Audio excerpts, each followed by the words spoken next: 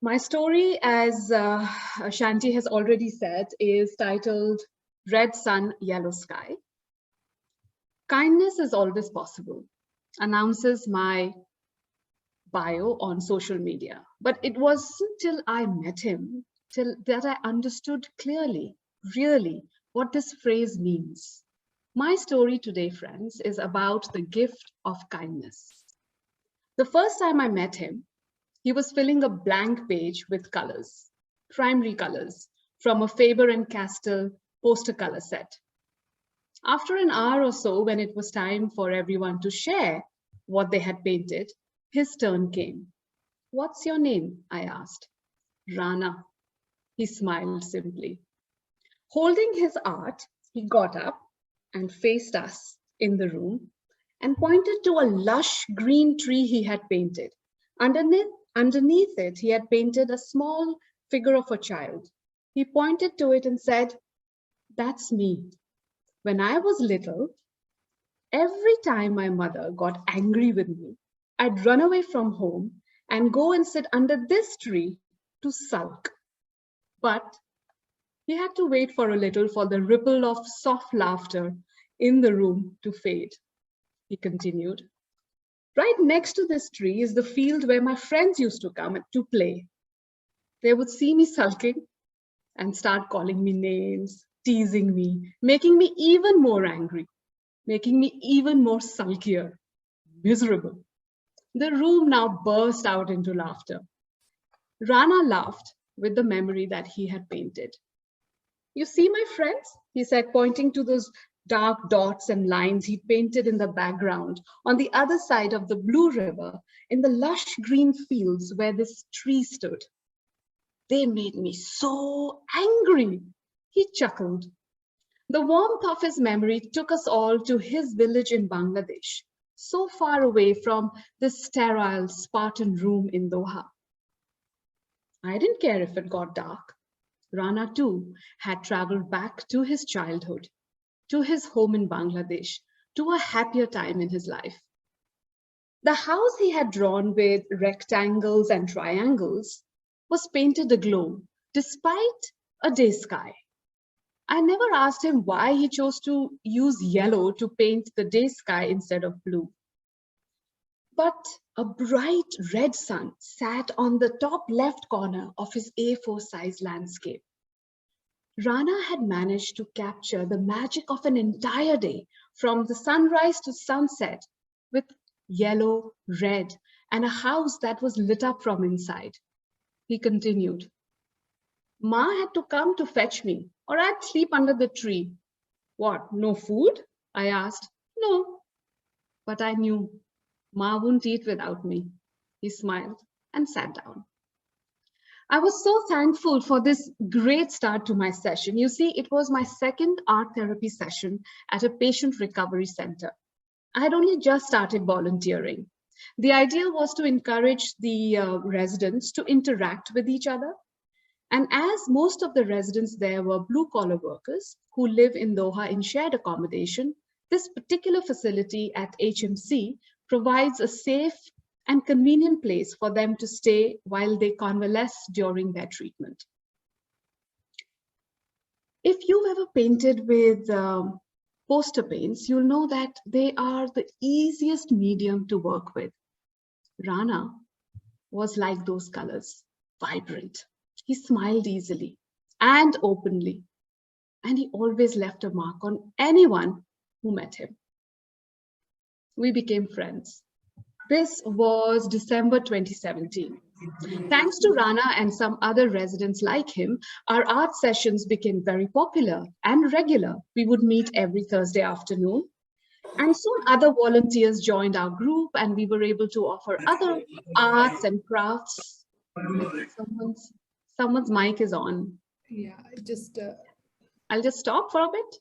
Yeah, just stop for a bit, Aarti. Just can everyone mute your audios, please? I cannot see anyone's video audio unmuted. That's what I'm trying to check. You can continue, Aarti. Okay, thank you. Thanks to Rana and a few other residents like him, our sessions became a regular in the facility's calendar. We met every week on a Thursday afternoon, and soon other volunteers joined the group, and now we were able to offer a wide variety of arts and crafts and even yoga. Within a few weeks, Rana stood out as a star student. He was extremely talented. He'd pick up techniques quickly. He'd finish his task and then go and help others patiently, with humor. He was a natural teacher. By the April of 2018, the residents had created so much art that we were able to organize an exhibition. It was a massive success. But I had one regret. Rana couldn't participate because he was undergoing chemotherapy in the hospital. That's when I saw his true colors. He'd send me messages like, "All the best. I wish my friends success. I'm missing the excitement, ma'am, but I'm so happy for my friends." I couldn't believe his generosity. Here he was, a cancer patient undergoing intense chemotherapy, feeling ill and weak, and yet he'd find the time and the strength to type out messages for a group of people who were not his family, not even his friends. They were just a group of patients he had just met recently. How does he do it? By May, he was back and looking better than ever. The success of the exhibition had boosted the creative energy of the group no end. And now the ideas for what to create, how to create, were coming from the residents instead of me. All I had to do was just make sure there were enough supplies. The rest was being looked after by them. One by one, the blank walls of the common room first, and then the corridor of the facility, and then some rooms in the hospital started filling up with art from the Philippines, from Pakistan, India, Sri Lanka, Bangladesh, Egypt, Tunisia, and so many other countries that these residents came from. Strangely, every time we had a bazaar or a chance to sell art, Rana would miss the opportunity on account of his therapy. It disappointed me. I felt odd, but he'd just shrug it off as Allah's wish and smile.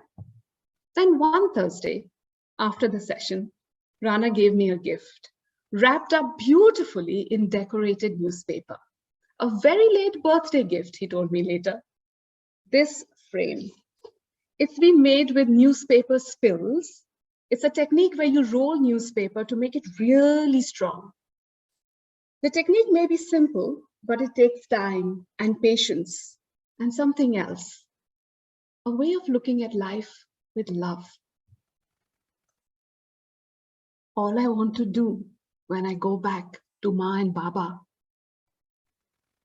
is to just spend time with them, ma'am. He would often say. You know, when I first came to Doha, all I wanted to do was have enough money to make my own house in the village. But now I thank God for giving me this disease. Had I not got cancer, I wouldn't have come here. I wouldn't have met you all. I wouldn't have known any different. Rana's sky was always yellow, bright and hopeful, holding a red sun of possibilities. My dream, he once told me, my dream is to go back to my country and do what you do, ma'am, volunteer in a hospital. Once, his painting sold for a decent amount.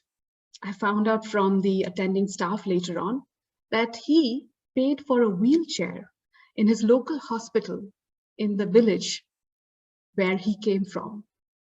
When I asked him why he didn't keep the money for himself, he just smiled simply and said, Allah will provide. He always does. And now, he said, I know what a wheelchair means in a hospital. On another Thursday, he showed me a portrait of a famous personality, sketched to perfection in charcoal. Did you make it? I enthused. No, ma'am, this is Rafi's work. Rana was beaming like a proud parent showing off his child's work. Rafi is great, and he's going to teach me this technique. His eyes shone with excitement. That was Rana.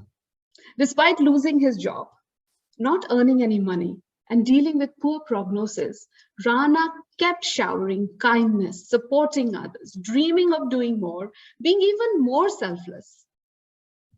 How he did it? I don't know.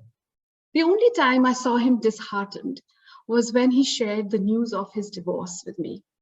Following his long illness, his wife's parents thought it better for her to divorce him. His messages from the hospital were sad. He couldn't believe this was happening to him. I remember around that time I asked him if I could do anything, and he just said, home cooked food. So I prepared dal bhat, his favorite, and some karela. He loved masale wala karela. And I thought I'd surprise him one Friday afternoon and just go unannounced with the food. But when I entered his hospital room, it was I who was surprised. Sitting on his bed, he was making paper flowers for our stall at the upcoming Diwali Bazaar. Strewn all around him, he was surrounded with colorful paper, red, yellow, orange, green. This work, he said, looking up at me, it makes me forget I'm in a hospital. He was still smiling. Then COVID era began. We couldn't visit. All activities, visitations to the facility were stopped. I was only able to exchange messages and voice notes with him, which are still there in my phone. Then one morning of April 2020, I received a phone call from the hospital. Rana was no more. I still haven't found the words to write about how I felt then. All I recall is what Sister Rati said. She said, please don't share the news with anyone else of his passing at the facility. I'll visit and tell them personally. They all loved him so much. It'll be hard for them. After the phone call, I clearly remember I got up from my desk, holding my laptop in my hands, still attached to the charging socket, and started walking away like in a dream. The cord pulled the laptop off and I dropped it on the floor. I was sure I'd broken it, but it survived. I typed out this story on the same lopsided laptop to share with you all today. I know, for me, Rana's yellow sky will always sparkle with a red sun of hope, of possibilities, of kindness in the face of hardships for as long as I live. His gift will live on. And I'm so honored that I'm able to share his story and his amazing gifts to all of us here today on this very sacred platform. Shanti, a heartfelt thank you. Thank you.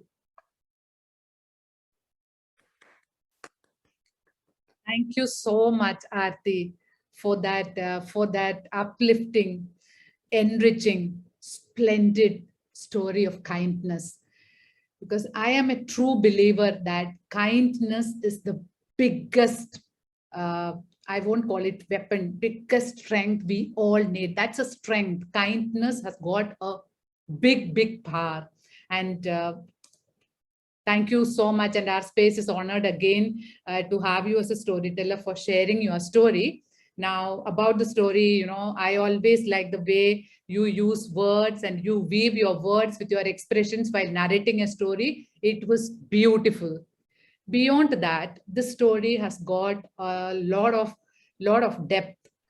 The way Rana is going to live forever with all of us who are listening to this story. I'm very sure about that. And thank you again for sharing the story of Rana, his kindness with all of us. Thank you. Thank you. And I'd just like to mention that his first name, although was Joel, Joel, but it was misspelled in his passport. It was spelled as Jewel, Jewel. And I just felt he was a real, true Jewel, who shone in our lives and taught us so much. So much. Thank you so much. I'm truly honored that I could share his story here today. We are honored and we are so grateful, Aarti, a real jewel of a person and a story. Thank you. Now, friends, our dear listeners, thank you so much for attending, and the forum is open for you to have, share your thoughts about the stories. We are listening. Yes, Malini, I can see your hand. Malini, ma'am,